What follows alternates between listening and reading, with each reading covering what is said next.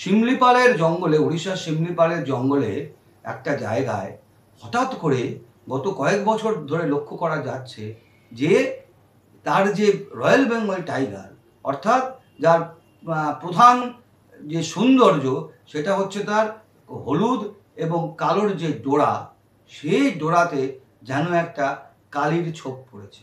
অর্থাৎ হলুদ রঙটা ঢেকে গিয়ে কালোর কিন্তু একটা যে তীব্রতা সেটা কিন্তু বেড়ে উঠেছে। এই যে বাঘের যে স্বাভাবিক যে আমরা বলি স্ট্রাইপ, সেই স্ট্রাইপগুলোতে কিন্তু হলুদ রঙটা জায়গায় অনেক ক্ষেত্রেই কিন্তু কালো রঙটা কিন্তু ছাপিয়ে উঠছে। এবং এটাতে কিন্তু যেমন প্রকৃতিপ্রেমীরা যেমন উদ্বিগ্ন, বন দপ্তরের লোকেরা উদ্বিগ্ন, এবং উদ্বিগ্ন যারা বন্যপ্রাণী ভালোবাসেন তারাও। অনেকে এই নিয়ে অনেক গবেষণা করছেন। আমরা বিভিন্ন জঙ্গলে আমরা ব্ল্যাক প্যান্থার দেখেছি, মানে এখানে চিতাবাঘ হঠাৎ করে কালো হয়ে গেছে, সেগুলো আমরা উত্তরবঙ্গে জলদাপাড়ায় দেখেছি, বক্সায় দেখেছি, এবং সেখানে এগুলো দেখা গেছে। সেখানে কি হয়, সেখানেই কালোর আধিক্য বেশি। এই যে চিতাবাঘের যে ছোপ ছোপ হলুদ এবং কালোর যে ছোপ ছোপ থাকে, সেখানে এই হলুদটাকে পুরো কালো ঢেকে দিয়েছে। তার ফলে একটা চিতাবাঘ ব্ল্যাক প্যান্থারের কিন্তু আকৃতি নিয়েছে। আবার যদি দেখা যায় যে এই অ্যালবিনো মানে পুরো সাদা, এই যে অ্যালবিনো কিংবা এই যে কালো হয়ে যাওয়া, এইগুলো কিন্তু সবই কিন্তু আমাদের জিনগত কারণে, জিনঘটিত কারণে কিন্তু হতে পারে। কিন্তু হঠাৎ করে এই যে শিমলিপালের জঙ্গলে এই যে ডোরা কাটা রয়্যাল বেঙ্গল টাইগার, তাতে হলুদ ছাপের উপরে কালো কালো যে ছোপ পড়ছে, তার কারণটা কি? এটাকে বলে বিজ্ঞানসম্মত ভাষায় মেলানোসিস। অর্থাৎ আমাদের এই যারা গ্রীষ্মপ্রধান দেশ, সেখানে প্রাণীদের এবং আমাদের মানুষের তো আছেই, সেখানে আমাদের চামড়ার তলায় একটা রঙিন একটা পদার্থ থাকে, রঞ্জক পদার্থ, তার নাম হচ্ছে মেলানিন পিগমেন্ট। এই মেলানিন পিগমেন্টটা কি করে, সেটা আমাদের যে চামড়ার যে রঙটা যে আমাদের গাঢ় হয়। অর্থাৎ আপনি দেখবেন যে যারা পশ্চিমের লোক, মানে পশ্চিম লোক, বা অর্থাৎ আমি বলছি ইউরোপ, আমেরিকা, এসব জায়গার লোকেদের স্কিনটা পুরো সাদা, ফ্যাকফ্যাকে সাদা। এবং আর আমাদের যে রং, আমরা যে এই ভারতীয় উপমহাদেশ, এসব জায়গায় যারা লোক, তাদের কিন্তু বেশিরভাগেরই আমাদের স্কিনটা হচ্ছে ট্যান। আমরা বলি কিরকম না, মানে কি বলবো আপনার, কালচে বাদামি। কালচে বাদামি হওয়ার কারণ হচ্ছে যে আমাদের এখানে যেহেতু তাপমাত্রা খুব বেশি থাকে, সেই তাপমাত্রা থেকে আমাদের চামড়াটাকে বাঁচাতে এই মেলানিন পিগমেন্ট কিন্তু আমাদের জিনগতভাবে আমাদের শরীরে কিন্তু এই মেলানিন পিগমেন্ট খুব বেশি। দেখবেন যারা আমেরিকা কিংবা ইউরোপে আমাদের যারা এদিককার লোক যারা আছেন, তারা কিন্তু বংশ পরম্পরায় খুব একটা কিন্তু তাদের ওই, যদি না তাদের মধ্যে ওই ওদেশের লোককে যদি বিয়ে করা না হয়, তাহলে যদি আমাদের এদেশীয় লোকেদের মধ্যে যদি বিয়ে হয় নারী পুরুষের মধ্যে, দেখা যায় কিন্তু পরবর্তী প্রজন্মের কিন্তু চামড়ার গায়ের রং কিন্তু আমাদের মতো কালচে বাদামি হয়, এই বা বেশি, মানে বাদামিত্ব বেশি থাকে। অর্থাৎ মেলানিন পিগমেন্টটা কিন্তু সেখানেও বেশি হয়।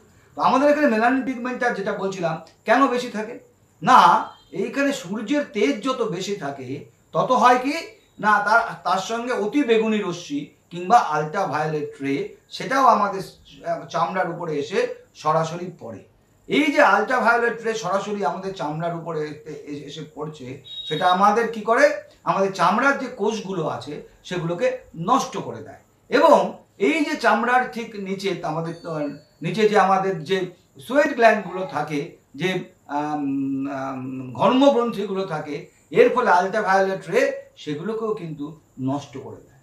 অর্থাৎ আমাদের যদি মেলানিন পিগমেন্টটা না থাকতো, তাহলে এই যে অতি বেগুনি রশ্মিতে আমাদের চামড়ার এই যে কোষগুলো যেমন মরে যেত, তেমন আমাদের যে ঘর্মগ্রন্থিগুলো আছে, যেখান থেকে ঘাম বের হয়, সেগুলোও কিন্তু নষ্ট হয়ে যেত। ঘাম কেন হয়? যে ঘামের কারণটা হচ্ছে আমাদের যে তাপমাত্রা আছে, যে শরীরের মধ্যে কি হয়, গরমকালে তাপমাত্রা বেড়ে যায়।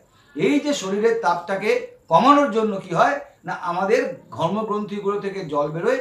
সেই জলটা কি হয় না, আমি যদি যখন কোনো ফ্যানের তলায় বসবো কিংবা বাইরে যাব, সেই যে ঘামগুলো আছে আমাদের ত্বক থেকে বাষ্পীভূত হবে, এবং কি হবে না এই যে ত্বকের থেকে যে তাপটা আছে সেই তাপটা নিয়ে এসে বাষ্পীভূত হবে, তার ফলে আমাদের ত্বকটা এবং তার নিচে যে রক্তের যে নালী আছে তার মধ্যে যে রক্তটা সেটা অপেক্ষাকৃত ঠান্ডা হয়ে যাবে, তার ফলে আমরা শরীর থেকে তাপটাকে বার করে দিয়ে আমরা আরাম পাবো। আর এই যে মেলানিন পিগমেন্টগুলো সেগুলো যদি থাকে তাহলে এই আলট্রাভায়োলেট রে কিন্তু আমাদের এই ত্বকের কোষ এবং ধর্মগ্রন্থিগুলোকে আর ধ্বংস করতে পারে না। কিন্তু আপনারা দেখবেন যখন বিদেশি লোকেরা যারা এই আমেরিকা থেকে ইউরোপ থেকে যারা এখানে আসে, যারা দেখবেন এই সমুদ্র বিচে শুয়ে থাকে আমাদের এখানে, দেখবেন তাদের স্কিনের অনেক জায়গায় ছোপ ছোপ ছোপ ছোপ পড়ে যায়, সেখানে স্কিনটা বার্ন হয়ে যায়, কারণ সেখানে সেই সেলগুলো মরে যায় আলট্রাভায়োলেট রের জন্য। এখন অনেকে বিজ্ঞানীরা অনেকে বলছেন এই যে বাঘের যে স্কিনের যে কালো কালো রঙের যে আধিক্য, সেটার কারণ হচ্ছে তাদের মেলানিন পিগমেন্ট কিন্তু বেড়ে গেছে। অনেকে বলছেন যে একই জায়গায় যে একই বাঘ, যে হয়তো তার বাবা মা ভাই বোন এদের মধ্যে যে ক্রস ব্রিডিং হচ্ছে, তার ফলে এই যে মেলানিন পিগমেন্টটার কিন্তু হয়তো কি হয়েছে, কোনো একটা সময়ে একটা জিনগত কারণে একটা বাঘ তার স্ট্রাইপগুলো বেশি কালো হয়েছে, সেই বাঘটার যে সন্তান সন্ততি তাদের মধ্যেও কিন্তু যখন এই কোনো একটা সন্তানের মধ্যে যদি এই আবার সেই কালোটা হয়, ওই যে বাবা বা মা তার সন্তানের সঙ্গে বা তার যে বাচ্চাগুলোর তার সঙ্গে যদি কোনোভাবে মিলন হয়, তাহলে কি আরও সংখ্যক আমার এই অতিরিক্ত মেলানিন পিগমেন্ট যুক্ত বাঘ কিন্তু তৈরি হবে।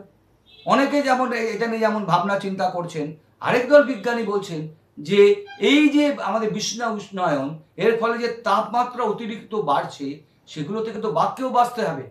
সেই জন্য কি করছে, তার জন্য একটা অভিযোজন, আমরা ইংরেজি বলি অ্যাডাপ্টেশন, সেই অভিযোজনের জন্য হতে পারে যে বাঘগুলোর কিন্তু মেলানিন পিগমেন্ট বেড়ে যাচ্ছে, যাতে বাঘের স্কিনের এই যে সেলগুলো কোষগুলো যাতে নষ্ট না হয়। সুতরাং এইটা একটা নতুন একটা আমাদের যে জীবন বিজ্ঞানের একটা নতুন একটা আমাদের ধারা এলো, এবং এই যে যত এই পরিবেশের পরিবর্তন হয় তার সঙ্গে যেমন অভিযোজন হয়, এবং অভিযোজনের দীর্ঘকাল একটা অভিযোজন চলতে চলতে যদি ওয়েদার এই আবহাওয়ার পরিবর্তন চলতে থাকে, তাহলে নতুন একটা প্রাণীর তৈরি হয়। যেমন আমরা চিতাবাঘ থেকে আমরা ব্ল্যাক প্যান্থার বলছি, তো সেটাকে বলি আমরা অভিব্যক্তি বা ইভলিউশন। তো সেটা ইভলিউশন ভাবার এখন কিন্তু কোনো কারণ নেই, তবে অনেক বিজ্ঞানী বলছেন যে এটা এক ধরনের অভিযোজন। এই যে তাপমাত্রা বেড়ে যাচ্ছে, সে তাপমাত্রা থেকে বাঁচতেই কিন্তু হয়তো এই মেলানিন পিগমেন্ট বেশি হয়ে গেছে, যাতে বাঘের এই যে চামড়ার যে কোষগুলো যাতে নষ্ট না হয়।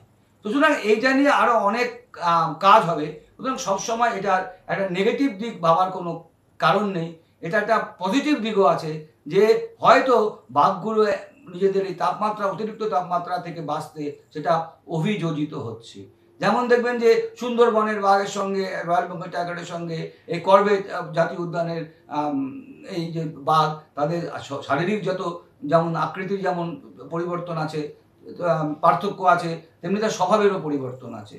যেমন সুন্দরবনের বাঘ অনায়াসে সাঁতার কাটতে পারে, বিশাল বিশাল লাফ দিতে পারে, সেটা করবেটের বাঘ কিংবা যারা পাহাড়ি অঞ্চলের বাঘ, এই আমাদের এই আমাদের উত্তরবঙ্গে বক্সার বাঘ, তাদের কিন্তু সেই গুণটা নেই। অর্থাৎ অভিযোজনের কোনো পরিবেশের পরিবর্তনের সঙ্গে সঙ্গে আমরা বলি খেলার নাম বাবাজি, যে যখন আমরা যদি একটা প্রতিকূল পরিস্থিতিতে যাব, তার সঙ্গে বাঁচার জন্য সবসময় যে কোনো প্রাণী চেষ্টা করে, এবং এটা কিন্তু একটা অভিযোজনও হতে পারে।